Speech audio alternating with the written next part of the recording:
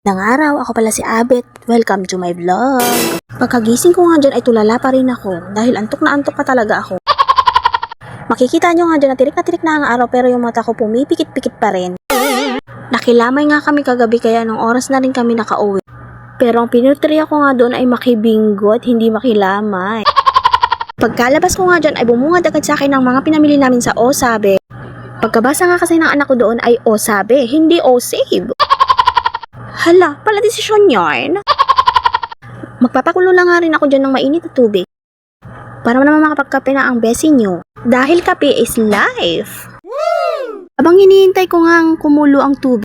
Nakita ko nga tong anak ko, abay hindi ako nilulubayan. Hawak-hawak pa rin ang regalo ng ninang at ninong niya. Wow! Salamat! Naghanap na nga rin ako ng pwede nang makain ng anak. Kaya tinignan ko na nga itong mahiwagang kahon namin. Kasi rin na talaga kami kahapon dahil wala na talaga makain yung mga anak ko. Nagiging dragon pa naman yung mga yun pag wala na talaga silang makain. Namihan na nga namin ang binamili namin dyan para umabot pa ng 2 linggo. Pero di mo sure, baka 1 linggo lang yan, te.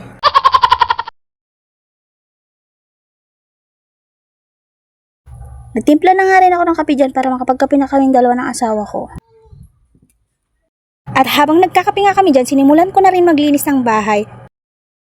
Para naman mabawasan ang mga kalat. Hindi nga tayo pwedeng paupo-upo lang dahil tayo rin lang naman ang gagawa niyan.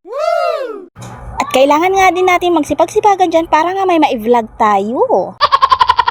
Kapag wala si Mr. nagiging independent ako. Abay kayang-kaya ko lahat buhatin, pero pag nandyan naman siya para ako nagiging lumpo. At inilabas ko na rin dyan ang pangmalakasan naming isda. Abay, tilapia pala.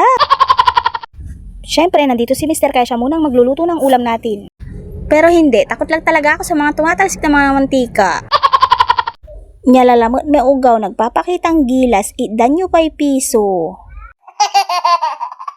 Hinugasan at nilinis ko na nga rin ang mga crocs ng mga anak ko para naman pag sinuot nila ay malinis na nga rin ito. Wow! Ito rin ang kaparis ng ipinilitong isda. Meron din pala kaming talong na inihaw. Wow! Meron din yung kahalong kamatis at okra. Wow, sarap! Oh, wow! Tada! Kainan na, mga beshi!